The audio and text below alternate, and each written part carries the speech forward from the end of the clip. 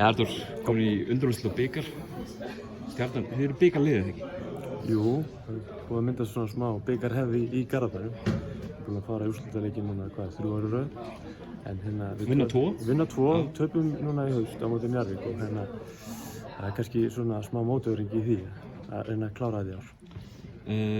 Svona tímabilið ykkar, ég meina þeir eru svona að upplið einhvern veginn í deildinni og eru komin þarna í undanúrslitin. Er þetta ekki kjörtækifæri fyrir Stjörnuna að svona ná einhverjum árangri núna helgina? Jú, ég er algjörlega saman við því. Við svona minnka pressuna eða svoleiðis? Algjörlega. Við svona byrjum tímabilið ekkert svakalega samfærandi og vorum svona í neðri hluta deildarinnar þegar í byrjun og mér finnst vera mikil stígandi í liðinu og ég held að fólk taki alveg eftir því og mér finnst þetta bara líta mjög vel út á kvöldinu og þetta verður bara betra með tíman.